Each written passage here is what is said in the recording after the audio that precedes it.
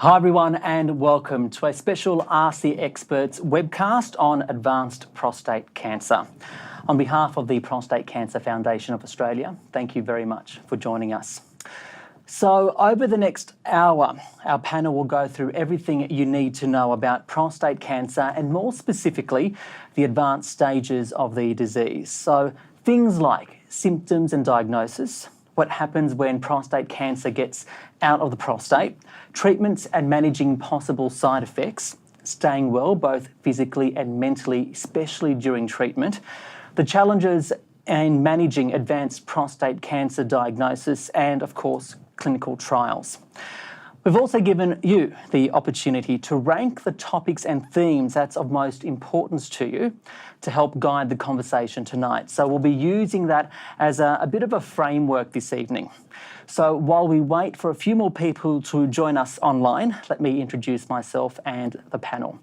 So my name is Ricardo Goncalves. I'm a presenter on SBS World News and finance editor for the network, and I've moderated a few other panels similar to these, including the impact of prostate cancer on sex, intimacy and relationships, along with Prostate Cancer 101. And you can find those videos on the video section of the online community on the Prostate Cancer Foundation of Australia website.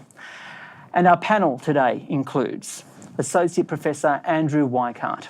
Andrew is a medical oncologist and Senior Clinical Research Fellow at Olivia Newton-John Cancer Centre, Austin Hospital. His main areas of clinical responsibility are the management of patients with genitourinary cancer, you'll see his face in a few moments, or a few seconds hopefully, and involvement in clinical trials. So he and other oncologists are the primary specialists men will see with an advanced prostate cancer diagnosis. We also have Sonia Strachan. Now, Sonia is a prostate cancer specialist nurse with the Goulburn Valley Health in Shepparton, and her role provides an essential local resource for men and their families who are undergoing treatment for prostate cancer, along with education and awareness of early detection and treatment. Next to Sonia, we have Professor Steve Ellen. Now, Steve is a clinician researcher in the psychosocial aspects of cancer at the Peter MacCallum Cancer Centre, where he looks into the psychological aspects of cancer care. He's the director of the Psychosocial Oncology Program and a director of the Department of Cancer Experiences Research. And also with us tonight is Dr Ada Cheung. Dr Cheung is an endocrinologist, understanding the effects of testosterone on the body and the key treatment for men with advanced prostate cancer and androgen deprivation therapy, which is essentially hormone therapy. Dr Cheung completed her Bachelor of Medicine and Bachelor of Surgery at the University of Melbourne and graduated in 2003 as the top medical student at the Austin Hospital Clinical School, and she's trained at various top hospitals. So they are a panel. Thank you very much to each of you for joining us tonight. Thank you. Thank you. Maybe first of all, if we go briefly, and I'll start with you, Andrew, and it's the first question to put everything into perspective. What does advanced prostate cancer actually mean? That's a good question. It refers to a state where the cancer has spread from the prostate and it's spread into either nearby structures such as lymph nodes, or it's spread into the bone or the lung or liver as the sort of the order in terms of where the cancer spreads in the most common pattern. And I take advanced prostate cancer to mean there's not a chance of curing the prostate cancer with surgery or radiotherapy. And so the cancer has spread too far for one of those two modalities, surgery or radiotherapy, to cure the patient. Does it still can it go from one degree of severity to another? Yeah, that's a good question. So to one extent, the cancer may have spread only to the local lymph nodes around the prostate in the pelvis, or the next level would be to spread to lymph nodes which are further away from the prostate itself, making it very difficult to cure the patient. And after that, probably the next degree of severity is to spread to the bone itself. It's in very advanced stages of the cancer, do we see it spreading to the lung or liver? Okay.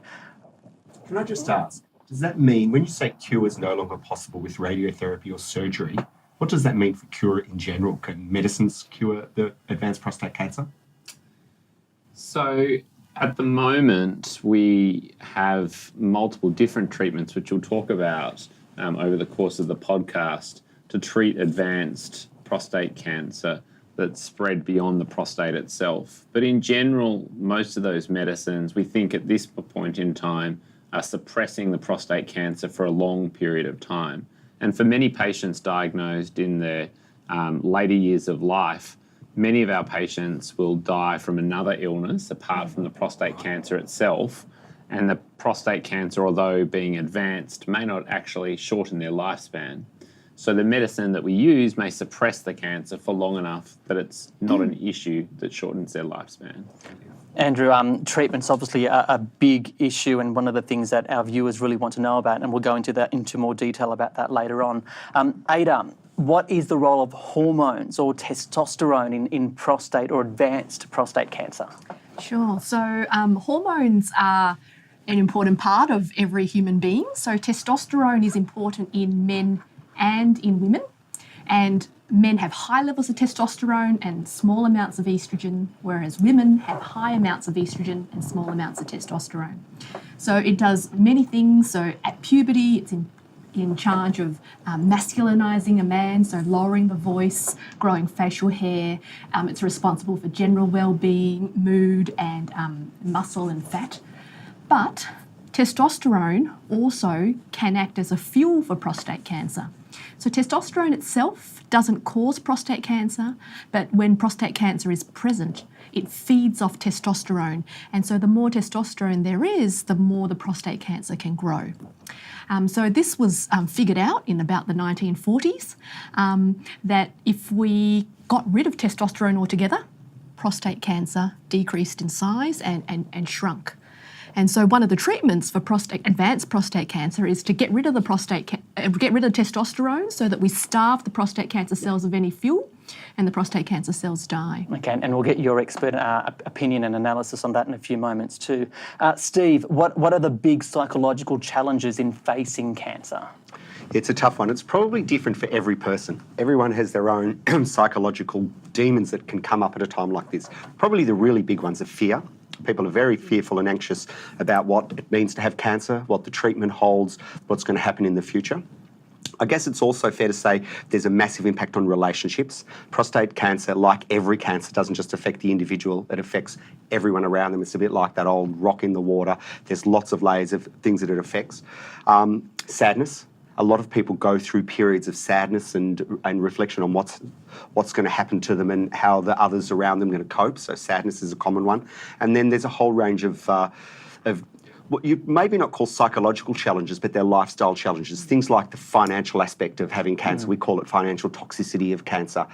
Things like how you handle all the logistics. And all of these general things sort of roll together to have an impact on people's lifestyle and the way that they cope with and deal with the cancer.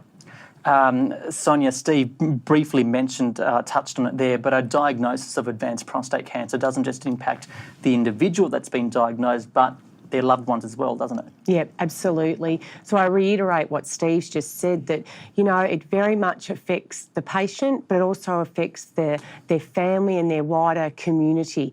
And with that, we often in families see changes in the roles and responsibilities in the family, which can cause quite a lot of distress. And the other thing it also brings is there's a lot of uncertainty in the family about what the future holds, and a lot of fear, and with that, a lot of distress. Okay, Andrew, let's go into some of the issues and drill down into it. What are some of the actual symptoms of advanced prostate cancer? So some men with advanced prostate cancer are not going to have any symptoms. The cancer has spread silently, and so that particularly might be the case if the cancer has only spread to the lymph nodes around the prostate or a bit further in the body. And so many men that I see with advanced prostate cancer are diagnosed with advanced cancer, but without symptoms that can really be attributable to the spread of the cancer to other areas. They may have some urinary symptoms, and change in urinary symptoms may be a warning sign that within the prostate, the flow of urine through the prostate is not good because of the local growth. But some men will present with bone pain and aches that are persistent and worrisome because they aren't relieved easily by simple painkillers. They persist and they worsen with time, and they're not in areas of the muscles or the joints where osteoarthritis might be. And lastly, for men with very advanced prostate cancer, there may also be symptoms related to the burden of the cancer itself, such as fatigue and loss of weight, loss of appetite. So there's some of the symptoms that I would see in my practice. And when they come to you, how do you actually diagnose them? To diagnose someone with advanced prostate cancer, we would typically use either a CT scan or a bone scan to demonstrate and show that the cancer has spread beyond the prostate. There are a couple of different imaging modalities that are new that we might use as well, such as a PSMA PET scan or an MRI scan. These PET scans and MRI scans are not readily available because of a lack of funding and reimbursement for those scans, but sometimes they prove useful if conventional CT or bone scan can't determine where the cancer has spread to, and there's a pressing need because of a consideration for surgery or local treatment, that we might use one of those advanced scans to get a better understanding where the cancer has spread. And that PSMA PET scan, what exactly is its usefulness? So a PSMA PET scan is a newer test. It's a bit like a CT scan where the patient will undergo a scan lying flat and have a CT scan at the same time as having a radio-labelled tracer injected into their vein, and that will travel to areas where the prostate cancer is. And theoretically, in almost all patients with prostate cancer, we see some uptake in those areas. When the scan is read and interpreted on the computer screen, we can match areas where the cancer has spread to. And looking at the CT scan, it becomes a bit easier to interpret where the cancer has spread to. The main use at the moment, and it's still, I think, to be honest, experimental in some settings, is to really determine men who have what appears to be localised prostate cancer that appears not to have spread, but when there are symptoms or a high degree of clinical suspicion that the cancer may have spread elsewhere, and a surgeon or radiation specialist may be deciding whether to operate on the prostate or go ahead with radiotherapy. And to be specific, there are some men where we have a high degree of suspicion that surgery or radiation therapy might fail, and yet the conventional CT scan or bone scan may not show cancer have spread anywhere else. So a PSMA PET scan is quite useful in that setting to show where the cancer has spread to. So just to reiterate, and before we move on to someone else, and I think it's something that's come through our discussions and our preambles too, if someone's asking if a prostate cancer metastasizes and will one get a rise in PSA to indicate that it's actually happening? Yeah, so certainly a rise in PSA might indicate that the cancer has spread elsewhere in the body. And a rise in the PSA is certainly an important element of diagnosing the prostate cancer, but it doesn't tell us necessarily that the cancer has spread further within the body. The blood test can also be quite low in some men with metastatic prostate cancer, and imaging with the CT or bone scan and maybe the PSMA PET scan is a better way of determining if the cancer has spread beyond the prostate. Steve, just last thing we'll touch on with diagnosis. I mean, how do patients typically react and how can one prepare for it mentally? In terms of how they react, again, I'd probably reiterate that point that it's different in every person, but the typical thing that most people experience when they go through any really bad news like that, loss of a loved one or serious illness in themselves, is they go through what we tend to call a grief reaction. They'll often feel very shocked initially, find it very hard to believe, often wake up in the morning and feel as good as gold and then it comes flooding back to them, those sorts of things. Often they'll have a sort of sense of, my mind just can't rest. We call it bargaining. The mind's flipping everywhere. If only I'd done this, if only I'd gone earlier, if only this hadn't happened. And they can feel tormented at times by their own mind. Some people get a lot of anger. The phrase we often use is anger looking for a target. And people describe that they just feel angry for no reason and they're snapping at people that they wouldn't normally snap at. Their loved ones, doctors, nurses, that sort of thing. People who they normally would trust, they'll snap at. And of course, as you can imagine, a lot of people feel very sad and feel very tearful, and sometimes they feel a little bit overwhelmed by their sadness. And if it gets quite bad, they wonder if it's going to go away. In terms of how do you prepare, that's so hard because we all prepare ourselves for all of life's struggles in so many different ways, and we all have our own tricks, whether it's, we like riding our bike down the street or going for a swim, or we like having a drink.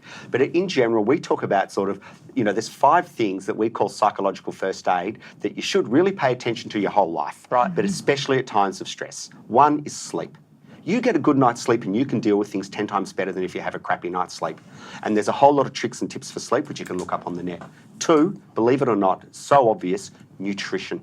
You eat well, you feel good, your mental state is so much better. And I always remind people under the eating one, that includes cutting back on caffeine and obviously not getting too hard into the alcohol.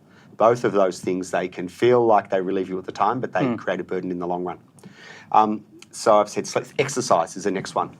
You can treat so many mental health problems with exercise alone. And I'm not talking necessarily 5 hours, on the bike down, some major thoroughfare. 20 minutes, 3 times a day, the more the better. Start simple, walking, etc. The 4th one that we talk about in psychological first aid is relationships. Just pay attention to them. Think about them. Spend more time with the people that you love and the people who make you happy. Spend less time with those who don't. Think about how you can change it. And my last one is just general stress reduction. Think about what the stresses in your life are.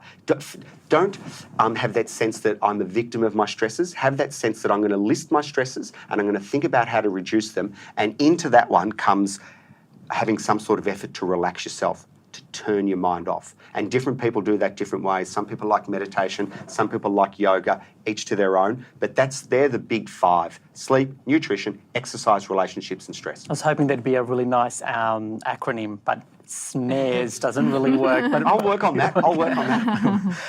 One of the really big issues that we got in terms of themes when our people that have registered to watch this webcast is that of treatment options. So Andrew, what if I start with you? Run us through all the treatment options out there available for advanced prostate cancer. So one of the key treatments for advanced prostate cancer that Ada's already touched upon is having hormone treatment to block the testosterone that feeds the prostate cancer cells. And typically, almost all men with prostate cancer who present with advanced prostate cancer are managed with a hormone therapy in the form of an injection that blocks the ability of the testicles to produce testosterone. And that injection is typically given between 1 and every 6 months, depending on what formulation of the medication that you use. And that typically works by blocking the brain's ability to secrete a hormone and turn the testosterone production on within the testicles. And by having the testosterone lowered, many men feel, or almost all men feel, quite a lot better if they have symptoms from their prostate cancer quite quickly. And so typically we look at treating men to reduce their symptoms if they present with bone pain or problems voiding and passing urine with the hormone therapy as soon as possible. And that hormone therapy is continued during their journey throughout the time that they have the advanced prostate cancer. And of course, lowering the hormones with the testosterone blocking medication may have side effects, which we'll touch on in a bit. But the general feedback that patients give me, if they have symptoms, they feel a lot better quite quickly going on to that hormone therapy. The next group of treatments that is worth discussing are the new hormone blocking tablets that are now on the PBS, and 2 different types of tablets that we use have special tricks which work together with the injections to better block the production of testosterone in the body, or how that testosterone is able to interact with the cancer cell. So those drugs, one is called abiraterone and the other is called enzalutamide, are now on the PBS for men who have prostate cancer that is advanced and that is growing if the cancer has been treated with hormone therapy previously and the cancer begins to grow again. Because unfortunately, over time, just blocking the testosterone is not enough to control the cancer. In men with advanced prostate cancer, the cancer will learn a way of growing despite having low testosterone. These newer hormone treatments work in a couple of different ways, but essentially they do block the ability of the body to either produce testosterone from the cancer cell itself or for the small amounts of testosterone in the area near the cancer cell to enter the cancer cell and turn on the growth mechanisms within the cell. The third major treatment pathways for treating men with prostate cancer is chemotherapy. And typically with chemotherapy for men with prostate cancer, we use one drug at a time. That drug is given intravenously. It's given typically as a patient comes into a day oncology centre, sits in a chair for an hour or two, and the drug will be given once every 3 weeks. While those drugs do typically lead to hair loss, and many men will lose their hair as a side effect from the chemotherapy, they don't typically lead to that stereotypical sort of Hollywood idea of chemotherapy causing terrible nausea or immune suppression. And most men, especially men in their 60s and 70s, and some fit men in their 80s as well, can tolerate the chemotherapy fairly well. And we see quite good control of the prostate cancer with using those medicines. Lastly, there's a new range of different exciting treatments which are now being trialled in clinical trials, and some of those treatments we might touch on later, but they include such things as tablets designed to treat specific forms of advanced prostate cancer that may be caused by very interesting changes within the DNA of the prostate cancer cell itself.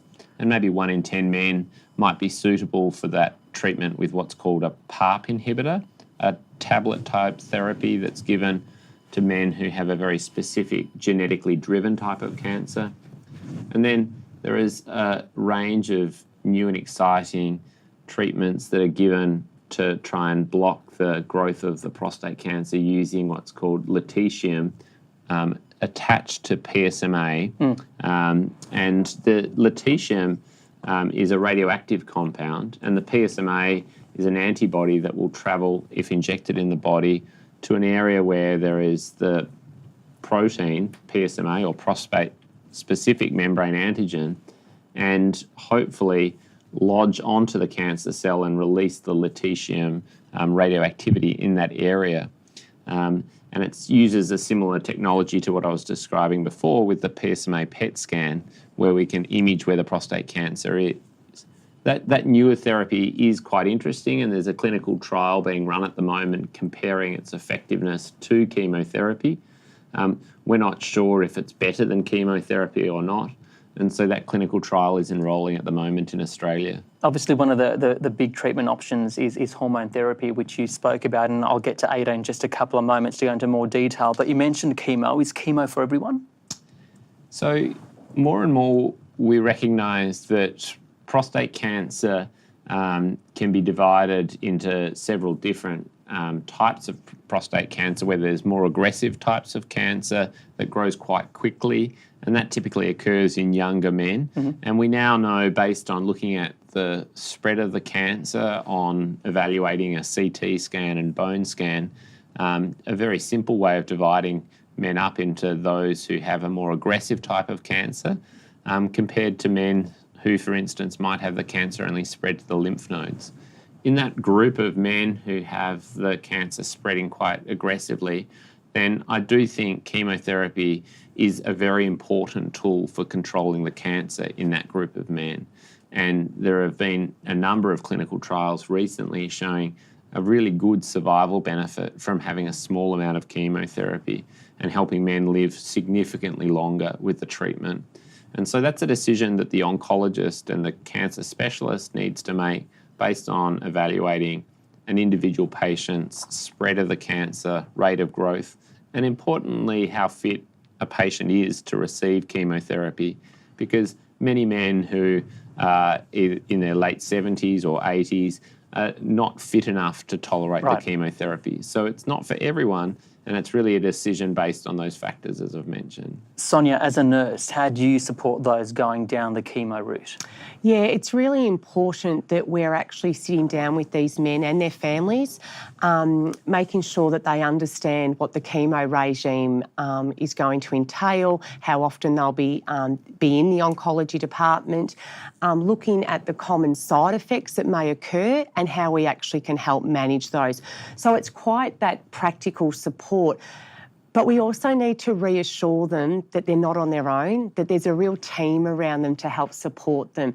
So that starts from your medical oncologist to the oncology nurses in the unit, the social workers, the dietitians, the physios, and the list can go on just depending on what treatment centre you're actually at. Another important role for us as nurses is to be regularly checking in with the patients. And when I mean by checking in, that we're actually seeing how they're going physically, but also mentally, how they're coping with the treatment. Our real focus needs to be on the quality of life. And if these patients are starting to feel that their quality of life is being compromised by the treatment that they're having, it certainly needs to open up a discussion about, okay, what are our goals of care? Where are we heading to with this? And quite often, us as nurses, we're in the privileged position to be able to spend a lot more time with these patients than their treating specialists. So we're often the ones that need to be driving these conversations because, as again I said, it's all about their quality of life. Okay, Ada, can we spend a fair bit of time now on hormone therapy? So first of all, and it was touched briefly earlier, when is it used? Yeah, so hormone therapy is used in a couple of settings in advanced prostate cancer. So sometimes it's used in intermediate risk prostate cancer, so that the not so aggressive type, in conjunction with radiotherapy for a short period of time, usually 6 months. Other times, hormone therapy is used for a longer duration, say 2 to 3 years, and that would be in the setting of someone with more advanced or high-risk prostate cancer, and often in combination with radiotherapy as well. In people who have had cancer that's spread outside of the prostate, metastatic prostate cancer, sometimes hormone therapy is used indefinitely. Side effects? There are a host of side effects. So, we always balance the benefit of hormone therapy on the cancer itself with the potential side effects for that individual. And it's we always make sure that the benefit is going to outweigh any risks. So whilst it's excellent for the prostate cancer, lowering testosterone in a man can cause a lot of side effects. And it's a bit like going through menopause for a woman, but very suddenly. So testosterone levels drop from typically about 15 down to 0. Estrogen levels drop as well. What does that mean when it drops down to 0? It's like removing the testicles. It's like castrating a man. So they will often feel, they may feel more tired. They may feel hot flushes, one of the most common side effects. They may feel a lack of motivation. They may get mood changes or feel that their thinking changes. There are other side effects such as depression and changes on the body. So people tend to put on fat and put on weight, and that can increase their risk of heart disease and diabetes and high cholesterol. People can lose muscle and lose bone as well, so they're at risk of osteoporosis and fractures and can become more frail. The other aspect is sexual function, and which is often not talked about, but sexual function and libido, erections, get affected and go down with hormone therapy and lowering the testosterone. So Steve, obviously this has a bit of an issue on the male psyche. So how does one get some help, or what should one be thinking about? It's always hard to know exactly how you monitor yourself. My general rule of thumb that I tell people is that they should try and keep some sort of checklist of the things that they normally expect of themselves. Some of the things I mentioned before: keep an eye on your sleep, keep an eye on your mood, see if you're having anger outbursts. And sometimes I get people to keep a diary. So I just tell them basically to do it incredibly simply, often just on a bit of paper, write the dates and list a couple of things like your mood on a scale of 1 to 10, how many hours you had sleep, what happened that day, just any key events, whether you did have an argument or whether you did feel so tired you couldn't get out of bed, and watch the trends of how things are going. Then apart from that, you just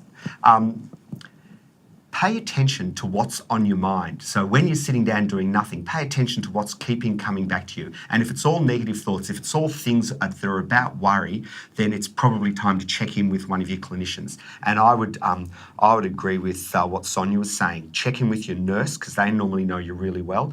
Check in with your doctor. Also your GP. Often your GPs know you really well. And if in any doubt, just ask to speak to someone. Most of the big services that have a mix of social workers, a few psychologists and various others, and you can always just ask to have a chat, and people will have a very low-key chat with you just to see if there's any thoughts that they might have about where you're up to and whether you're at a point where you need help or whether you're coping with your current resources. And sometimes men feel afraid to ask for help or afraid to acknowledge that, something is going on. And I reassure a lot of people that it's not their fault. There is a lot happening. You've been diagnosed with cancer, but it's also the medication. The hormone therapy can cause low mood. So it's not because the person isn't strong or isn't capable. It's actually the medication that we give people that affects their mood. How do you know the therapy is working? The hormone therapy? Well, usually we see quite a rapid response, and the PSA, the blood test that is often high in people with prostate cancer, after we lower testosterone, we see a fairly rapid drop in PSA, and it can be quite dramatic, and that would be the best sign that it is working. And it can take a couple of months to see that effect, but usually we do see a response. So another way that's important to monitor how the treatment is going is just by simply talking to the patient if they have symptoms. And so patients with bone pain or symptoms related to the burden of the cancer, a good way of checking to see whether it's working is the pain any better? Are they feeling better despite the range of side effects which many patients do experience? Patients with symptoms from their prostate cancer, if it's spread, often feel a lot better by starting the hormone treatment. And not all patients do get the side effects, which is important to mention as well.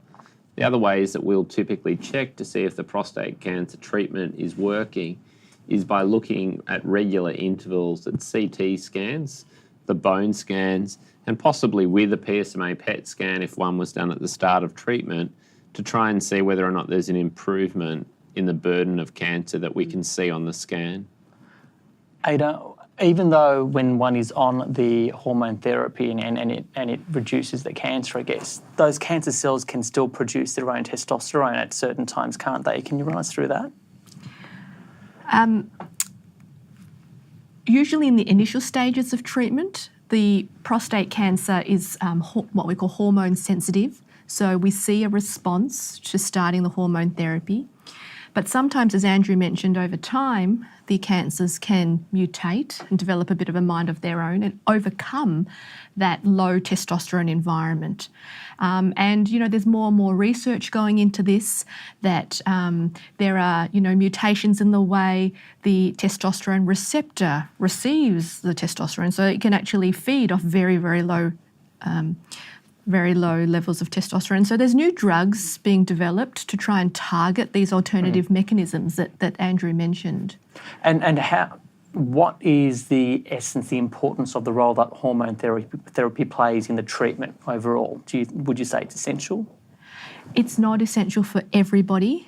We only recommend it if we know that the benefit outweighs the risk. So someone with low risk prostate cancer or even intermediate risk prostate cancer, they may not need hormone therapy and they may never need hormone therapy. I think it's important to recognise when you talk about low risk and intermediate risk cancer, you're talking about cancer that's localised to the prostate itself. Yep. And whether radiotherapy is given with hormone therapy, that's a question that you're talking about. I think the question about whether men with advanced prostate cancer need hormone therapy, there's certainly a group of men we look after that have a low burden of metastatic cancer that might have spread to the lymph nodes, who might be very unwell from other medical conditions, who we may not elect to start on the hormone therapy because, as Ada said, it's a balance between the risks and the side effects in that group of men. But the majority of men with advanced prostate cancer, we will use the hormone therapy indefinitely. And many men ask me once their PSA starts to increase over perhaps 2 or 3 years of having the hormone suppression, whether or not they need to continue their injections because they now think that it's not working. Do they need to continue having this hormone suppression? What I generally tell them is the hormone therapy at that stage is more like a rock tied to a helium balloon, and at that point in time the helium balloon has now all of a sudden got a bit more helium in it and it's going upwards. But what we don't want to do is cut the string and take the rock away because the helium balloon's going to go up a lot more quickly. And it's important to remember that if we did stop the hormone injections with men that have a rise in their PSA and the cancer growing after some years, stopping the hormone therapy we think is probably going to lead to the cancer growing much more quickly than it otherwise would. And by stopping that therapy, Ada, I guess, what does it mean for the side effects? Do they recover? That's an excellent question, and I get asked this almost every day.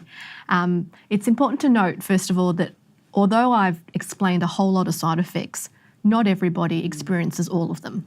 So just like, at menopause for women, some women sail through menopause, other women get lots and lots of side effects. And it's the same for hormone therapy for prostate cancer. Some men sail through hormone therapy with hardly any side effects. Some men get a lot of side effects and have significant effects on their quality of life. But some men get a few side effects and are not too bothered. After a course of hormone therapy, we've done a study recently where we followed men for 2 years after stopping. So men who had a good duration of hormone therapy, they had 2 or 3 years of hormone therapy, and we followed them after they stopped for 2 years, really to try and answer this question, what happens to them? And we found that there was some recovery. So about 50% of men 2 years after stopping had recovered their testosterone back to normal levels. And in those men, they did have some recovery of the gain in fat and the loss of muscle. But for a lot of men, even at 2 years, some of the side effects still persisted. And it may be that it just takes a lot longer to recover their testosterone after having it low for so long. And perhaps if we followed these men for longer durations, 3 years, 4 years, maybe we would see more recovery. But once there is a little bit of testosterone recovery, some of the side effects like hot flushes do improve. Right. Sonia, Steve mentioned earlier how important it was to check in with the nurse or your nurse once you're going through hormone therapy and experiencing the side effects. So how do you support these men? Yeah, so a lot of the men that I see with advanced prostate cancer have actually been on hormone therapy for a very long time. And exactly what Ada said, you see some of them and they just sail through it and they'll say, wouldn't even know I'm having it, where the next man can come in and he's got every side effect that you can think of. I think the first thing we need to do is sit down with them and listen to them, listen to their story and just see where they're at in their journey and what side effects that they're experiencing and how that's impacting on their daily life. I think it's acknowledging the impact that hormone therapy can have on their life and their daily living, and it's making sure that they know that there's supports out there for them. Now, those supports could be linking into a support group, speaking with other men in similar situations, and I certainly am involved in our local support group, and we often laugh because there's a bit of a comparison with the guys about how bad your hot flushes are this month and et cetera, but there's that real camaraderie and knowing that other people are in the same sort of position, which can be very, very helpful. It's also practical support, like offering them advice in relation to how do we manage those hot flushes, what do we need to do about keeping good bone health and dietary recommendations and all that sort of stuff. And there's many other allied healthcare professionals that can help with that sort of stuff, and it might be linking them to a dietitian, it could be linking them to an exercise physiologist, it could be linking into some continence support. And that can be readily done at a treating centre that you're involved with, and it also can be done through your GP.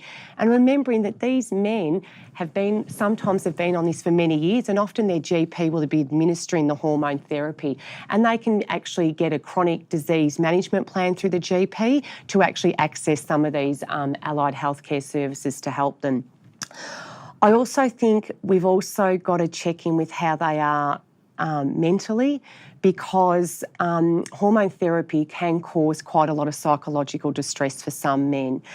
And I think that men need to be reassured that the distress is it's a normal emotion, but if it's affecting their daily living, then they probably do need to be looking at, do we need to refer to a psychologist for more expert help? So I think it's just making sure that they know that there's a team around them that can come together and help with all the different things that they may be experiencing, both physically and mentally. Andrew, can we talk about other options, maybe some of the newer treatments, some clinical trials? And there's also this question that I see as well, is this need to look for overseas treatments. Do I need to go overseas to be treated? Are there better options overseas? Yeah, so to address that question regarding travelling overseas, we have world-leading clinical trials here in Australia, and we collaborate with international groups and lead clinical trials of new drugs in prostate cancer that are cutting and really emerging as promising targets. And I don't see a need to travel overseas for prostate cancer treatment because, of course, I'm going to be accused of being biased, but I think that we are at the forefront of some of these newer treatments, and certainly one I've touched on earlier was the lutetium PSMA clinical trial that's being run as a world first randomised trial here in Australia. And that clinical trial is being run at multiple centres around Australia and suitable for men who've previously had chemotherapy for their advanced prostate cancer but now have growth of their prostate cancer and might otherwise be considered for a drug called cabazitaxel chemotherapy, but we're comparing that to the newer treatment, lutetium PSMA. And lutetium PSMA is emerging as a promising treatment. Our experience here, led through Michael Hoffman at Peter MacCallum and several other centres now joining the study, have shown that it's an active treatment that suits some men, but not all men, and that this novel drug, which is a lutetium molecule bound to an antibody that circulates within the body and binds to the prostate cancer, in some men is very effective. Is it more effective than chemotherapy? I'm not sure. The other treatment options that are emerging as very interesting clinical options are based around a genetic profile of a man's prostate cancer. And so in the last 5 years, it's become increasingly obvious that it's important to have an understanding of what genes are causing a man's prostate cancer. And the genes that might cause a prostate cancer might either be inherited from a family member. So genetic testing is important? Yeah, so that's where I'm heading. So those genes might be acquired from a family member, or they might be what are called somatic genes and just only occur within the cancer itself. We now recognise that probably about 1 in 10 men with metastatic prostate cancer may have particular changes within the DNA in their prostate cancer that might predict sensitivity to some newer treatments that take advantage of the genetic weakness of the cancer. And so it's now becoming more standard at larger academic centres to do genetic testing on prostate cancer patients' samples, or even take a blood test to look for inherited genes that might cause the prostate cancer, because it might allow not only a prediction of risk in their offspring and children of the risk of prostate cancer, but it might also predict an ability to treat that patient with some of these newer drugs. An example of this is a type of compound which I mentioned earlier called a PARP inhibitor, which is a drug specifically designed to take advantage in the genetic weakness of the cancer. These days, it's fair to say though, those genetic tests aren't yet subsidised by the government, and the actual information that we acquire from those genetic tests is pretty much useless in 80 to 90% of men with prostate cancer at this point in time. The tests themselves can sort of cost between about $500 to $2,000, and those tests are probably best done in the next year or so through academic centre or your local hospital where your cancer is being treated, because they may have clinical trials of these newer drugs where the genetic testing can be done for free. So speaking of those costs, and I love the way Steve put it, financial toxicity earlier on. If it's not an auto cue, I can't say it. What about the hormone therapy, Ada? What's the ballpark figure when people are looking at costs?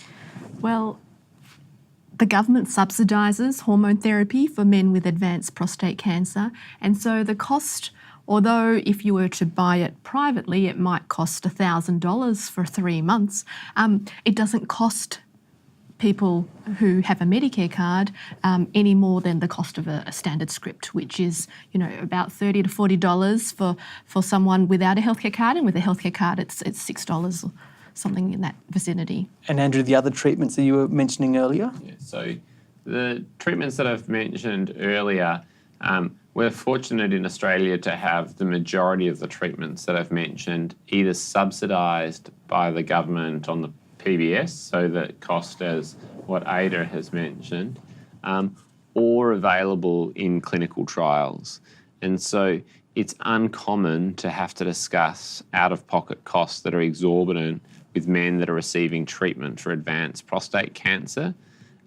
The exceptions would be some of the newer hormonal treatments, which I've mentioned to you, have been approved in Australia for use only after the chemotherapy has been tried in a man, or where we predict that the men are too frail to use chemotherapy. Those newer hormonal treatments have been shown in clinical trials to work quite well if given before chemotherapy.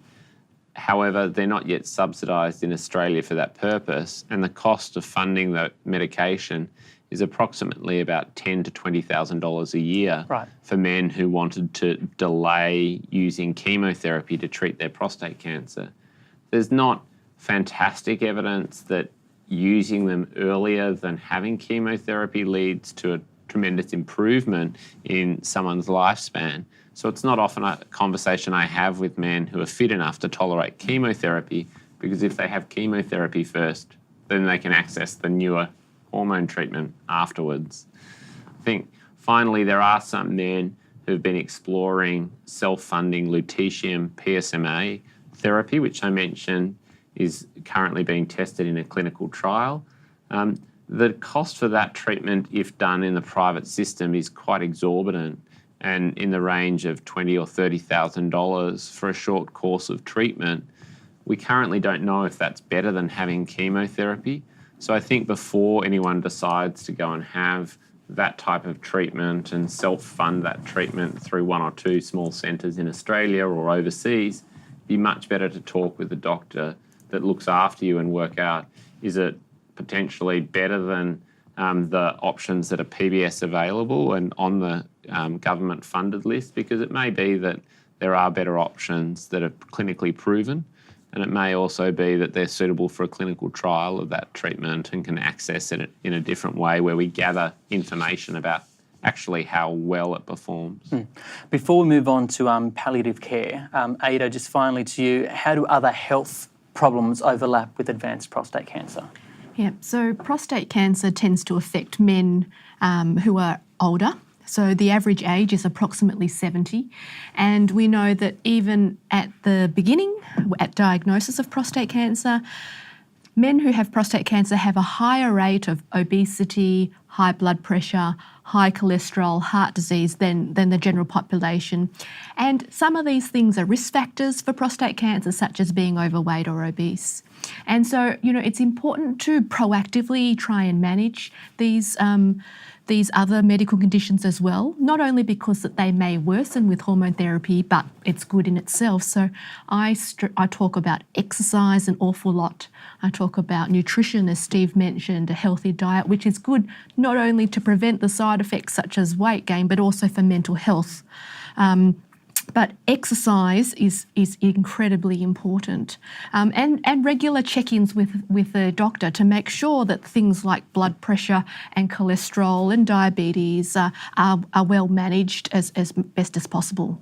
Okay, Sonia, what does palliative care support mean, and when should such a man be referred to such a service? So palliative care is all about quality of life and living well. And what we need to do is it shouldn't be left to when there's a crisis or coming up to the last days of life that we're actually having these discussions. They actually need to be introduced earlier on in the diagnosis of someone with advanced prostate cancer.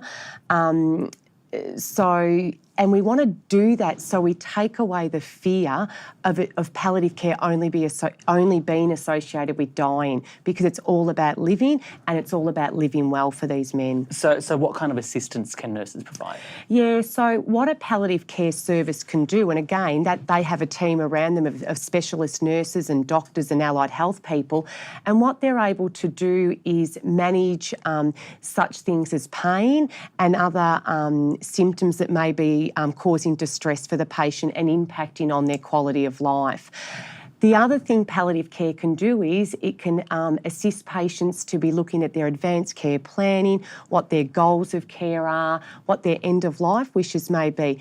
But it's also there for support of the family as well, because like we said at the start, this is also affecting a family unit as well as the patient. I guess many men with advanced prostate cancer to live with it for many years. So how do you support them to live well? Yep. So again, like we spoke about earlier, it's about the quality of life. It's about the team approach. There's many, many other healthcare professionals part of that team that can help them live well. Linking them into the dietitians, having regular exercise, having really good social interaction, and having people there to talk to that are in similar situations. So again, maybe linking into the likes of a prostate cancer support group. We're really lucky now because we've got the online forum that people can participate in. And there's also programs through the Cancer Council like Living Well After Cancer, which have some fantastic resources and things for men to be able to link into.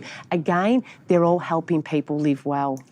Speaking of living well and living long, Andrew, another topic which ranked highly with those who registered in terms of the list of concerns is life expectancy. So how can that be estimated? So in meeting a man who has advanced prostate cancer and discussing life expectancy, I take into account what their life expectancy in the absence of prostate cancer is, because some of the patients I look after are in their mid-80s or even 91, 92. So what's their life expectancy with other comorbidities? The question then is, how does the prostate cancer impact on their life expectancy? And that depends on where the cancer has spread to. And we mentioned before about the fact that cancer may have spread to the liver or lung, which is a lot worse because it's more aggressive than someone who has cancer that's spread only to their lymph node. And in between, it might be someone who's had their cancer spread to their lymph node and bone.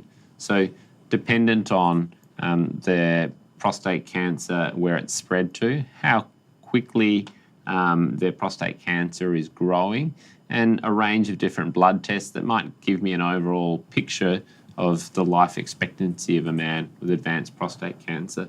And that can vary from as little as only 6 to 12 months in some men who have very aggressive prostate cancer that's spread to their lung or liver and growing quite rapidly despite the use of hormone therapy. And it might be a life expectancy of 10 to 20 years, and not impacting on how long they live, they may die of some other cause because of successful control with hormone treatment alone. So I think it's important that patients have an understanding of what they might be hopeful for in terms of their life expectancy, but also being realistic about what their life expectancy might be if their cancer changes somewhat and becomes more aggressive along the pathway. We've got a couple of minutes to wrap up, but I think what we probably need to touch on is just the mental support. And Steve, we've gone through, diagnosis, we've gone through treatment, we've got potential treatment, we're talking about palliative care. So at what stage during the prostate cancer experience should one start seeking mental support, and how do they also keep positive? I guess the key to knowing when to get help is probably just to keep a very close eye on yourself, to decide whether you think the problems that you're suffering are sustained, whether you think you're coping with it, whether you think it's impacting on other aspects of your life, whether you can still enjoy your usual things, whether you can still enjoy your family time, the hobbies you have, whatever it is, gardening, it doesn't really matter, whether you can still get some enjoyment out of life. But the other thing I'd say is just to be aware that often you're the last person to know when you're not coping, because it sort of sneaks up on you slowly. And often you get to the point where you just think this is the new normal. So check in with those around you who know you well, your loved ones, your friends, and your clinicians, especially the ones who have known you for a long time. Ask them. And then I suppose the final thing to say there is, touching back on the point Ada made earlier, don't be too proud about it. It is no big deal asking someone whether you need a bit of help. It's no big deal walking into a psychologist or a social worker's office and having a chat to them.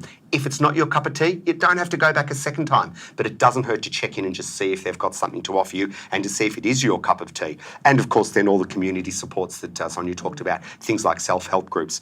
That'd be my main take-home message there. And Sonia, I'll leave the final one for you, I guess. I'm assuming a lot of the people that are watching today aren't just those prostate cancer patients, but it's the support network, the partners, the parents, the children. What's your message to them? Yeah.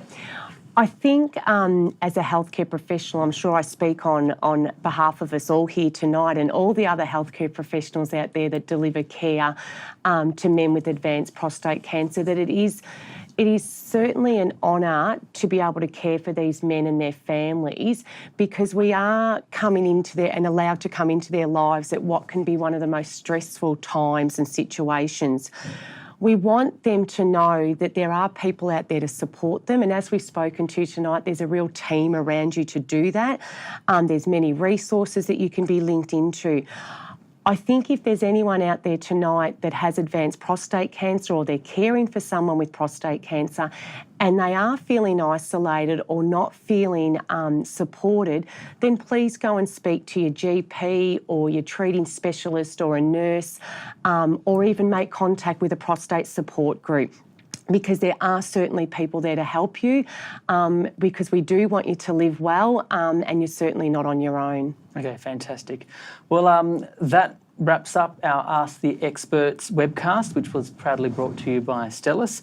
Thank you very much to our panel for sharing your thoughts and your experience and sharing your knowledge. And thank you to all of you for logging on. Now, if you joined this webcast late, it will be uploaded on the community section of the Prostate Cancer Foundation of Australia website at a later date. So keep checking. And also remember that the website has plenty of information and resources to help you gain even more knowledge. I'm Ricardo Goncalves. Thank you very much for taking some time out and joining us.